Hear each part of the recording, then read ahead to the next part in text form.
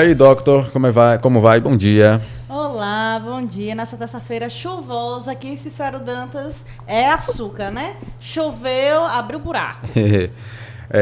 Aqui o vento soprou um pouco mais forte e já era, né? Maria. Doutor, a gente vai falar hoje sobre construção em propriedade alheia. Vamos falar um pouco aí sobre algo que é muito comum, o filho construir no terreno do pai, e aí quando o pai falece, há um problema grande porque vem a questão da herança. E quando fala de herança, é sinônimo de confusão muitas das vezes, né? A maioria, infelizmente, quando não há um planejamento, né, pelas partes, e nenhuma conversa às vezes, mas normalmente é um planejamento, há sempre uma briguinha, acontece. Mas não só o que acontece muito, que é construir no terreno dos pais, mas também construir em terrenos de outros parentes. No caso, o mais comum é quando a pessoa normalmente, às vezes, casa e constrói aquilo ali, né? A gente já falou sobre a questão como fica no divórcio, mas há também a questão como fica em relação aos próprios irmãos e a questão da própria construção. E lembrando, não existe herança de pessoa viva, né? Essa questão aí, meus pais têm aquela roça, tem aquela casa, eu vou herdar aquilo ali. Gente, não existe herança de pessoa viva. Enquanto a pessoa estiver viva, estiver com faculdades mentais em dia, ela pode simplesmente vender tudo e falar, vou fazer um mochilão na Ásia. E você vai ter que lidar com isso, porque o patrimônio são dos seus pais, não é seu. E em questão da construção, às vezes o que acontece? O pai, por algum momento da vida, dá aquele terreno, esperando, às vezes, um acordo verbal de cuidado na velhice, de amparo em alguma questão, e não é feito isso. Quando está pronto, tá aquela velha história, né? Venha a nós e nada a vosso reino. Então, nesses casos, a gente sempre preza por o seguinte: independente da forma que você for construir, se você vai casar, se você não vai casar, como é que vai ser, faça um contrato, deixe alguma coisa explícita de vontade. Isso é bem importante. Procure um advogado para fazer um instrumento que melhor se adeque nisso, né? Se adeque nessas coisas. Porque pode sim ser uma bomba lá na frente. A gente não sabe, mas pode sim. Pode ser que a pessoa venda o terreno, por exemplo, pode ser que o terreno seja financiado pela Caixa, por exemplo, e tem um problema que a pessoa parou de pagar o financiamento e tem um leilão daquele terreno, você vai ser prejudicado. Tem a questão da própria construção, você tem como comprovar que você foi do seu bolso que você tirou essa construção, como foi feito o acordo. Então, são coisas que a gente tem que pensar muito em fazer, porque não é todo mundo que tem dinheiro sobrando para construir uma casa como se fosse comprar um lanche na esquina, né? Realmente. Uhum. Eu acho uma questão muito óbvia. Se alguém cedeu aquele espaço para construção, você já passa logo o documento para o seu nome, para não ter problema futuramente, né? Mas é porque, assim, aqui no Brasil existe, principalmente aqui no Nordeste, há uma dificuldade muito grande de regularizar os imóveis, entendeu? Então, a coisa já começa errado. A pessoa comprou, por exemplo, uma casa, um terreno de recibo. Já só tem um recibo. Como ele vai pagar aquele pedaço e passar na casa no nome dele? Entendeu? Já criam uma certa dificuldade. Então, ao invés de resolver as pessoas, elas vão passando problema. Não, aquilo ali agora quem vai resolver é você, porque agora eu não quero mais resolver isso. Eu já fiz aqui, já estou aqui há 30 anos, você é meu filho, quando eu morrer, você resolve. Muitos fazem isso, e é onde tem um problema. Porque muitas vezes acontece de estar num velório e aparecer outra família, aparecer filho que não conhece, entendeu? Eu falar, eu também sou filho. Acontece de gente querendo esconder o patrimônio no divórcio ou antes do divórcio. Acontece de gente que faz isso de propósito. Vamos construir aqui no terreno da minha mãe. E no final, para a pessoa ficar com a casa, fala, não, que é o terreno de minha mãe, você não tem direito a nada, não.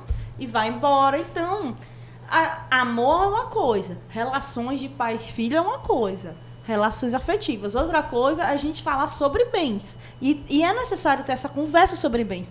Não deixa de ser um tabu você conversar com seus familiares ou com seu companheiro sobre a situação financeira e planejamento. Se vocês querem construir juntos, vamos dizer, na casa da sogra, vocês têm que ter uma conversa e pensar, quando a gente for se separar, se a gente for se separar, como vai ser feito isso?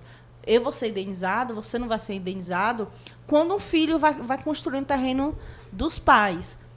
Tem uma conversa com os irmãos, olha, eu vou construir aqui, mas vamos fazer dessa forma. Se for em cima ainda, construir em cima, ainda tem, como a gente falou, o direito de laje, que cada dia mais está se modernizando. Mas o direito de laje, mesmo assim, é um pouco complexo. Porque, vamos dizer assim, Deus o livre e guarde, a casa cai. É um prédio de 2 andares, 3 andares. Cada andar estava em um filho. A casa cai. Não é no direito de laje, não tem um direito ao terreno. Então, se a pessoa do primeiro andar não quiser reconstruir, como você vai construir em cima? Como é isso? E seriam 2 documentos?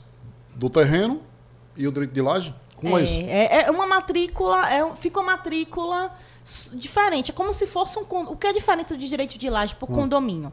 Num condomínio de prédios ou de casa, a pessoa é dona de uma porcentagem daquele terreno. Entendeu? Então, ela tem um direito sobre o terreno também. Mas, no direito de laje, a pessoa só tem um direito à construção em cima. Ela não tem nada a ver com o terreno de baixo. Por quê? Foi uma das formas que o direito encontrou de ver essa situação de um construindo em cima do outro, um vendendo o terreno em cima do outro. Para não ter confusão no futuro, digamos, com os demais filhos. Não, na verdade, o direito de laje foi tanta confusão que foi vendido de qualquer jeito que o direito criou o direito de laje para tentar resolver. Entendeu? Então, não é que foi uma solução.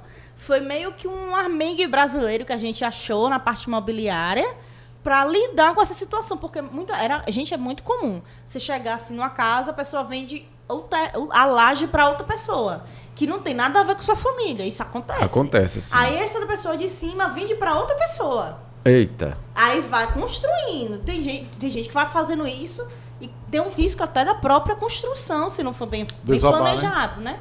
Exatamente. E quando acontece alguma coisa assim, a pessoa que tem no primeiro andar, que tem um terreno, ela não é obrigada a construir em cima. Mas aí já é outra situação. A gente pode conversar isso depois. Diga, Isabela. O que pode levar a pessoa que construiu no terreno de outra a perder totalmente o direito? Primeiramente, a má fé. Você saber que aquilo ali é da outra pessoa, você se fingir que aquilo ali é seu, na verdade, né? E fazer uma construção. Aquela famosa pessoa que vai de roça, que vai passando a cerca um pouquinho do seu tamanho. Toda aquela velha história, toda noite o vizinho vai lá e puxa a cerca um pouquinho. Então, a má fé é um principal. Mas se você comprovar que você entrou ali de boa fé, que você fez a construção, por isso que eu digo, vai construir, guarde os recibos, até do cimento que você comprar. Tem uma caixa de sapato, gente. Ou então uma nuvem, para quem é mais moderno, na nuvem, hoje em dia tem isso. Guardem esses documentos que você construiu aquilo ali.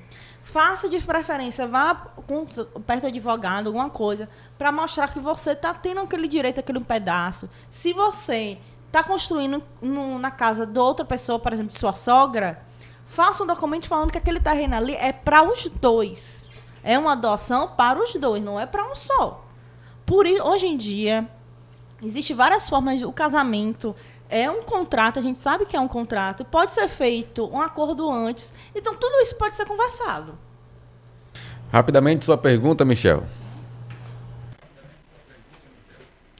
Como fica o direito de uso capião nesse sentido?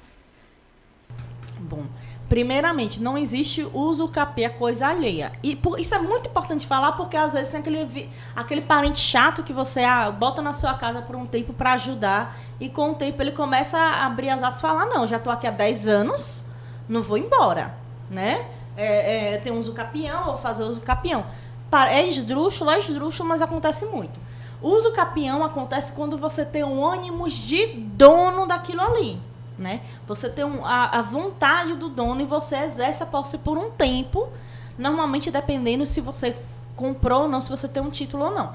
Então, por exemplo, uma filha que vai a mãe deu um pedaço do terreno, ficou de boca e a mãe morreu. Ela pode usucapiar se ela tiver como comprovar que aquele pedaço ali a mãe deu para ela, foi uma doação. Não foi uma mera detenção de ela estar lá. Esse é o problema que começa as brigas. Porque como você vai comprovar que você tinha um ânimo de dono daquilo ali? Entendeu? Como você vai comprovar que você exercia como um dono? Muita gente pega, bota o IPTU no nome, mas isso é uma prova é uma prova assim, que você estava ali somente, não que você é dono. Acontece muito dos filhos que abrem mão da sua vida e às vezes vão cuidar dos pais, né? Ficam lá anos e anos, anos e anos. Quando morre, ele não vai ter o direito de usufruir o direito do irmão. É diferente, por exemplo, do pai morrer. Ela ficou lá muitos anos cuidando dos pais, os pais morreram.